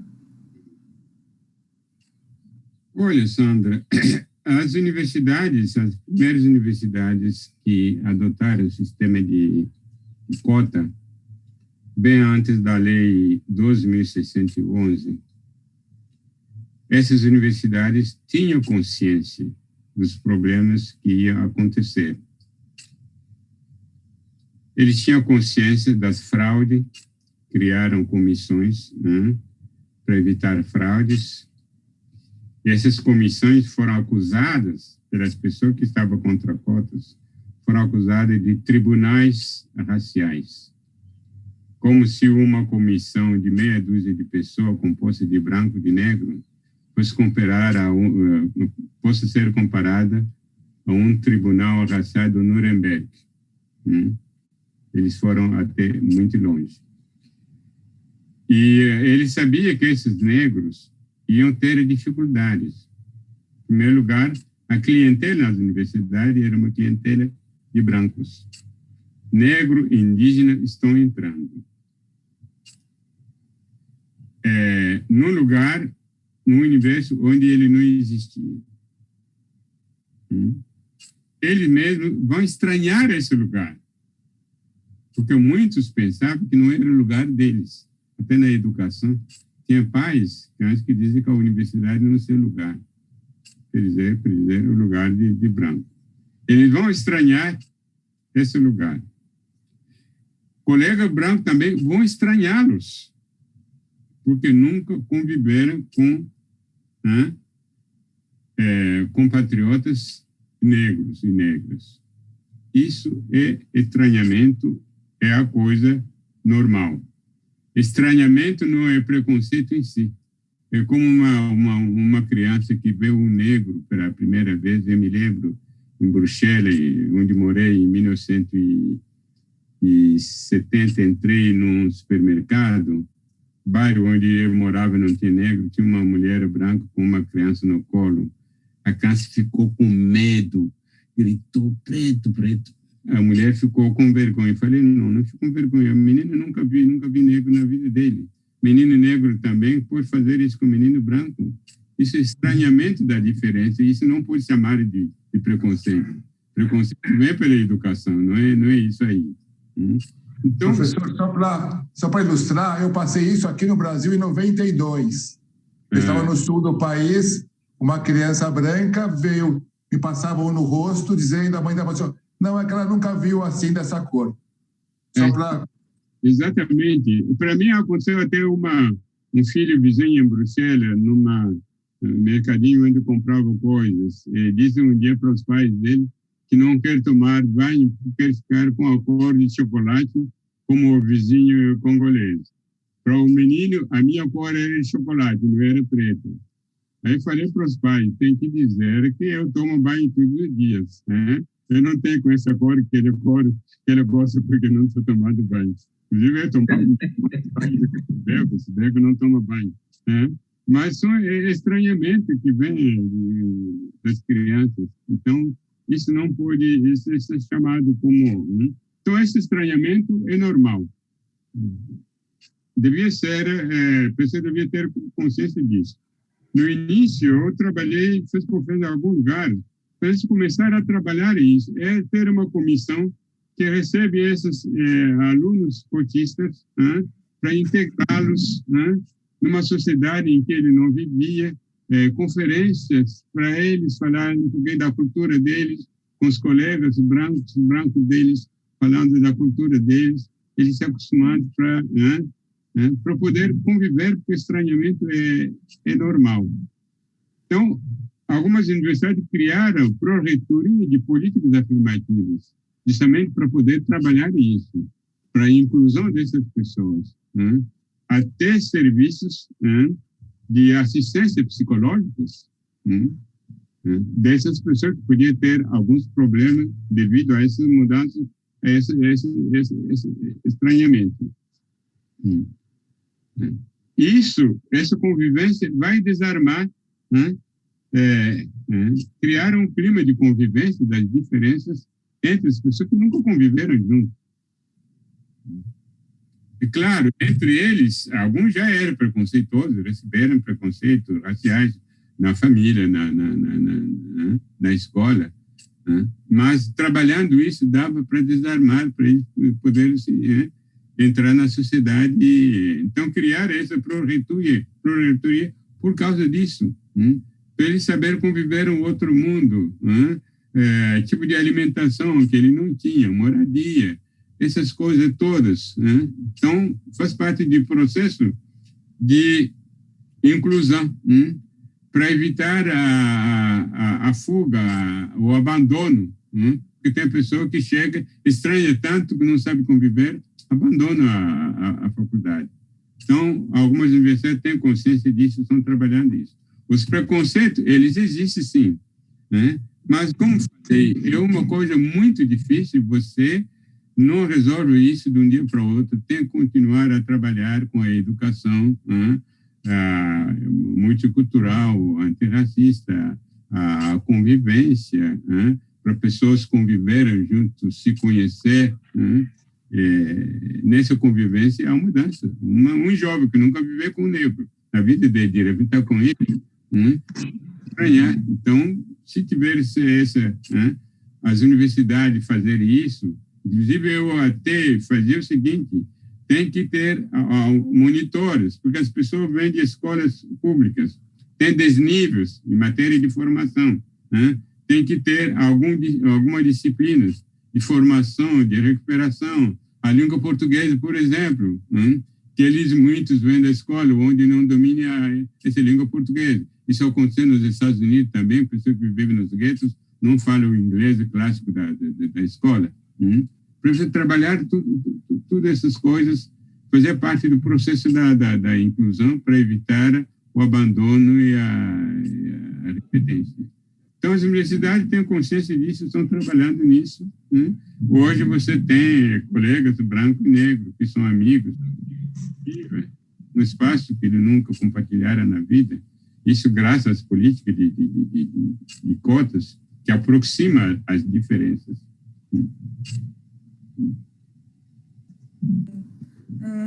Professor, já é 4h40, nós estamos caminhando para o encerramento, mas eu quero agradecer a todas as pessoas que estão participando do chat, especialmente a Ceci Fernandes, que está fazendo muitos comentários interessantes. Depois eu vou pedir para a Samay, da FABB, enviar para o senhor os comentários que ela está fazendo. E um deles, ela está falando assim, que a cada eleição aqui no Brasil, as candidaturas negras aumentam, mas isso não se reflete ainda na quantidade de negros que são eleitos para os parlamentos. Isso é resultado de vários fatores, e entre eles a falta de apoio dos partidos a essas candidaturas. Eu aproveito essa provocação da Ceci, que fala da representação legal, parlamentar, enfim, em várias instâncias, para pedir um comentário seu sobre a importância de nós, enquanto mulheres, nos vermos na mídia, mídia, os negros se enxergarem na mídia, nas novelas, nos programas de TV, nos comerciais. Eu vi, acho que foi recentemente, uma entrevista de uma pessoa dizendo que ele tentou fazer uma novela, um filme só com elenco negro, e as empresas que têm os currículos dos atores e atrizes negras não tinham, num país como o Brasil, não tinham uma quantidade suficiente para fazer testes. Isso foi ele que falou, né? Ou seja, a visibilidade ela fica comprometida. Ao mesmo tempo, a gente, ainda bem que não passa mais hoje, mas a minha geração cresceu assistindo o Tarzan, que era um homem branco, né, que falava inglês, com todas as tribos de negros, né, num lugar que a gente mistura muito, que é a África, que, né, parece que é uma coisa só, e falava até com os animais. Então, assim, uma geração inteira cresceu vendo isso, e hoje qual é a importância de lutar para que nos espaços públicos e na mídia o negro esteja cada vez mais presente como uma imagem positiva, e por que ainda nós temos essa dificuldade da representação negra nos parlamentos? Olha, Sandra, se tivesse representatividade dos negros na sociedade brasileira, a gente não teria falado da questão do negro. Que na véspera da Lei Áurea tivesse já um projeto de inclusão do negro na sociedade, começado pela educação do negro, né? Reforma agrária, para ele ter também acesso às terras, onde eles produziram gratuitamente, a gente não teria falado hoje, sentado aqui, discutindo a questão do negro na sociedade. Os negros estariam já incluídos na sociedade, fazendo parte da sociedade. Não acontece. É por isso que nós temos essa falta de representatividade. A falta de representatividade é prova do que a inclusão não foi feita. Estamos apenas começando. Porque se você vai numa escola, lugar públicos, vai no shopping,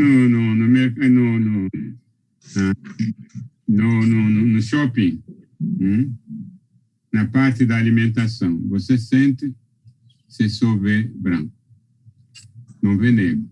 Isso até no shopping, de estados como Bahia, onde 80% da população é negra, se você vai no shopping de qualidade, de classe média, você não vê negro. Então, para você ver negro, tem que ir na periferia, nas favelas. Então, são pobres, como brancos pobres, mas são os mais pobres. São analfabetos, como brancos analfabetos, mas são mais analfabetos.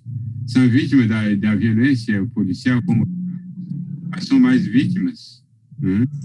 Em todos os lugares, há uma questão de falta de representatividade. Um só não resolve o problema.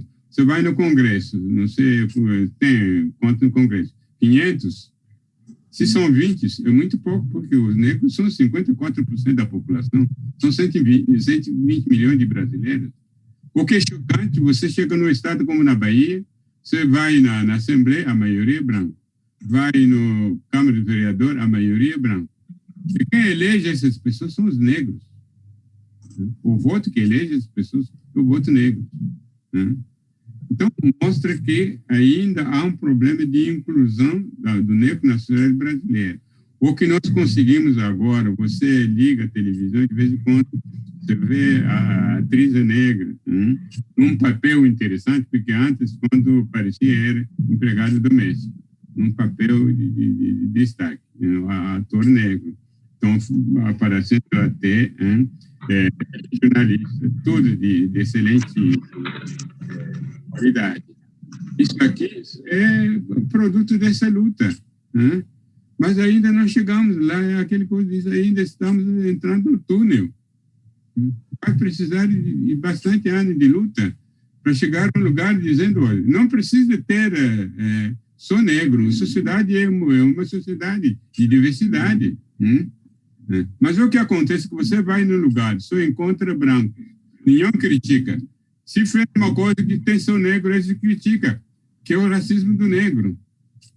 Os brancos podem ficar juntos, os negros não podem ficar juntos.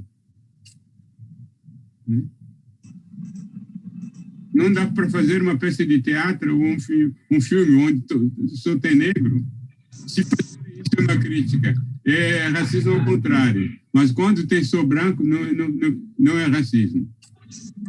Tem que saber lidar com isso, com um pouquinho de consciência, porque o que os negros querem é a inclusão.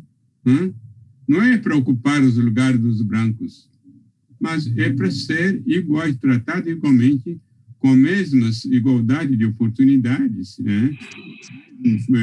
Concorrendo, como na sociedade capitalista, a concorrência faz parte, mas dá essa oportunidade para eles concorrer também, né? E com uma boa formação. Então, essa coisa de dizer isso, volta sempre a mesma coisa, o racismo ao contrário, né? Eu me lembro de uma, não vou dizer o nome, porque é o nome que me envolve, era uma novela da TV Globo, tinha alguns atores negros que saíam sozinhos.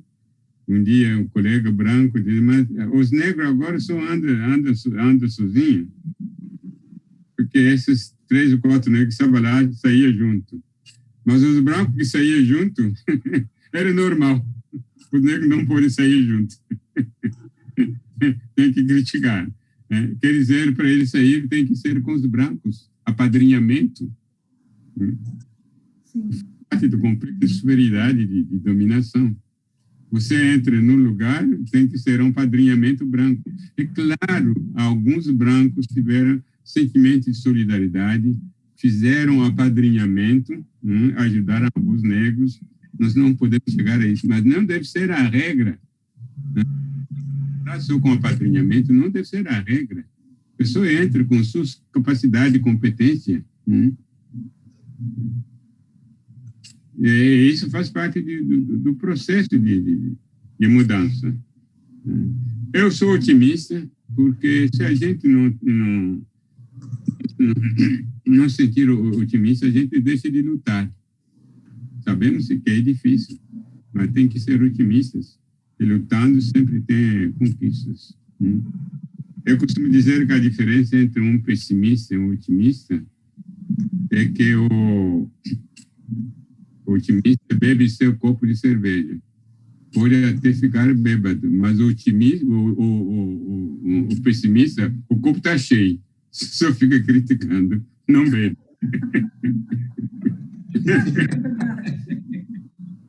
Professor, eu prometo que é a minha última pergunta e depois eu passo para o Alexandre. Eu não estou cansado, vocês podem... Mas aí... Sandra, eu queria fazer uma colocação, né, assim, até... Professor, tudo isso que o senhor disse, assim, a gente passa, assim, né, no campo da filosofia, pela estética do que é belo, porque a partir, né, que assim, que vai na hora da votação, eu vou votar assim, o negro, ele é colocado, o negro não é belo, né, nessa estética da percepção do que é bom e do que é belo. Então, a nossa discussão passa pela mudança do pensamento, da epistemologia, do pensamento filosófico do que é ser negro na sociedade? Olha, a estética, o belo, está no olho de contemplador. Esse olho é subjetivo. O que é belo para você, talvez para mim não seja belo. Mas tem algumas características gerais que as pessoas podem usar para dizer que isso é belo, isso é feio. De onde vem o racismo? Começou pelo corpo do negro. O corpo do negro foi inferiorizado, considerado como feio, né? Então, porque o nosso corpo é a sede de todas as nossas identidades, intelectual, psicológica, tudo passa pelo corpo. Então, se você inferioriza o corpo, o resto está inferior. O corpo negro foram considerados como feio. Isso faz parte da sua desumanização. A partir do feio, tudo que sai desse corpo é feio, é inferior. Isso faz parte do nosso inconsciente, nosso inconsciente coletivo. Você já ouviu fala, mas que mulher negra é linda? Mas quando fala de branca, não se diz que mulher branca é linda. Ele é uma mulher linda. Porque tem negra linda, porque negra geralmente não é linda, não? É uma exceção. Né? É isso. E aí tem toda uma subjetividade, né? Claro, está no inconsciente. Está no inconsciente. As pessoas não têm consciência disso. Né? É uma mudança, é uma questão, né, do pensamento colonial, né, estético, onde o belo tem endereço, né? O belo e a beleza, eles têm uma, né, assim... Belo tem endereço. Até a produção artística do negro, né, era considerado como arte, era considerado como arte primitiva. Né? E quando começaram a reconhecer, entrou na categoria de arte popular. Popular é oposto à erudita. O negro não pode produzir uma arte erudita. Né? Ele é um artista popular, primitivo. E tudo isso faz por um processo... É por isso que costumo dizer que a gente tem que tomar cuidado até com as palavras que nós utilizamos. Porque as palavras criam armadilha que às vezes a gente não consegue superar. Uma mesma palavra pode ter vários conceitos. Você utiliza a mesma palavra, está dizendo uma coisa diferente que a Sandra quer dizer. E isso não dificulta a comunicação.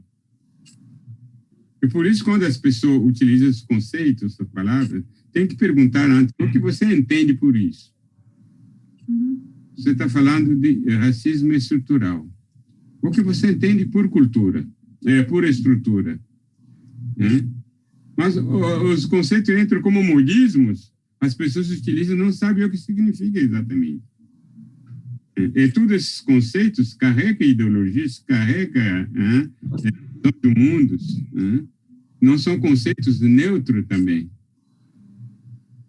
Sim. Muitas vezes a gente briga por causa das palavras, porque estamos utilizando uma palavra dizendo coisa diferente. Tá certo. Professor, eu vou pegar essa deixa aí das palavras que não são neutras e citar uma frase do Paulo Freire, que ele dizia que não existe neutralidade, ninguém é neutro, a pessoa traz em si, né, o que ela é. E ele falava que, tem uma frase, eu ouvi do Frei Beto, atribuída ao Paulo Freire, que cabeça de oprimido é hotel de opressor. E aí, lembrando da provocação que a Ceci fez sobre os parlamentos, nós temos pessoas eleitas, mas aqui um vereador na cidade de São Paulo, e temos também o atual presidente da Fundação Palmares, que estão numa outra onda aí, num outro movimento de negação do racismo, de negação de tudo que a gente está conversando aqui agora. Se eles estivessem nos assistindo, provavelmente diriam que nós estamos delirando, né? Que não existe esse problema aqui no Brasil. Então, eu encerro a minha participação, as minhas perguntas, pedindo para o senhor comentar sobre isso, né? Hotel de oprimido, cabeça de oprimido é hotel de opressor. E depois a gente caminha para o fechamento, que já são quase 5 horas. É isso. Eu acho que a situação da Fundação Cultural Palmares é um bom... Dizendo que estamos vivendo isso, ninguém esperava isso. A Fundação Cultural Palmares era uma luta do movimento negro. Carrega o nome de uma pessoa que lutou para libertar os negros da Revolução. Foi transformado em herói nacional negro na gestão do outro presidente. Aí chega na cabeça, na direção da Fundação Cultural Palmares, um jovem negro. cujo pai nós conhecemos, que é um grande escritor negro, que tem uma literatura, uma obra consciente, né, sobre a questão do negro no Brasil. E chega aquele moço, não sei como ele foi descoberto, não sei se é através de postagem das mídias, dirigindo uma fundação que ele nega mesmo. Ele dirige a fundação que Tropa Mares não reconhece a figura de Zumbi. Então, por que ele está lá? Né? É uma contradição.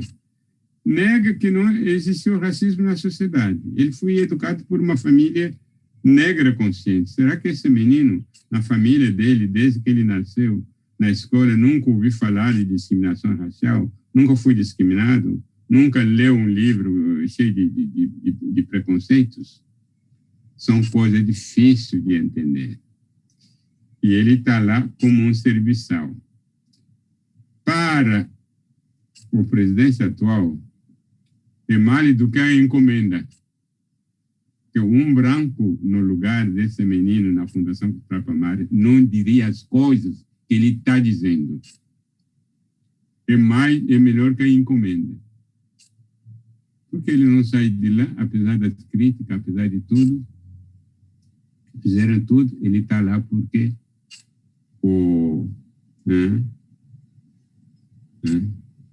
ele é mantido pelo presidente da República que o indicou. Aí ele pergunta, é possível ter racismo sem atores? Porque você falar de racismo institucional, tudo bem, está na instituição. Mas se a instituição é dirigida por uma pessoa racista, mesmo se não tivesse essa pessoa racista, vai colocar o racismo na instituição. Se uma pessoa não é racista, ele pode até mudar a instituição, democratizar a instituição. Então, quando nós falamos de racismo institucional, o racismo tudo, tem que saber, tem atores sociais que fazem funcionar essas instituições. Fundação Tropa Mares, um órgão do Estado, mas quem manda? É o governo? Que manda os dirigentes? Não basta dizer que é o órgão do Estado, porque quem vai mandar a quem presidir é um governo. E aconteceu o que está acontecendo. É um serviçal, mas que para ele é melhor que a encomenda, melhor do que tivesse votado um branco lá. Agora, como explicar que ele esteja lá até agora, porque os movimentos sociais não conseguiram tirar aquele jovem? Aí que está, volta aquele que a Sandra estava dizendo. Força dos movimentos sociais. Porque se os movimentos sociais se tivessem se posicionando, branco e negro, fecharam aquele prédio, fizeram como pessoa que estava lá, quando Lula estava na prisão, dormindo fora, dia e noite, esse cara não estaria mais lá. A gente fica trocando coisas nas redes, lá. Não resolve. A sociedade devia se mobilizar, se posicionar para tirar de lá. A sociedade não fez isso. Quando fala de sociedade, não fala do movimento negro. Fala de todos os movimentos sociais conscientes e mobilizados. É isso, ele está lá até quando sair. Se o cara se reeleger, ele pode ficar. Está destruindo a fundação, onde ele é diretor. Mas ele foi indicado lá para construir a fundação, para dirigir a instituição, para destruir a instituição. Parece que ele foi mandado lá para destruir a instituição. Infelizmente. Alexandre, quer comentar? Para a gente fechar? Os comentários finais. Agradeço, professor, pela companhia, pela sabedoria e obrigado por prestigiar aqui a nossa, né, da FABB São Paulo. Sandra, né, Sandra, obrigado pelo convite. E é isso, né? Não tenho mais o que falar sobre o presidente da Fundação Palmares e o professor já. Eu prefiro não falar nada a respeito. Melhor. Professor, só quer fazer um fecho para a gente encerrar ou dar uma boa tarde? Nossa, André, eu agradeço muito a gentileza, o carinho, e é uma conversa aberta. Eu me coloco na mesa, não tem nenhum problema. E, claro, estamos falando de problemas das sociedades. Nossas opiniões não são opiniões que todo mundo aceita.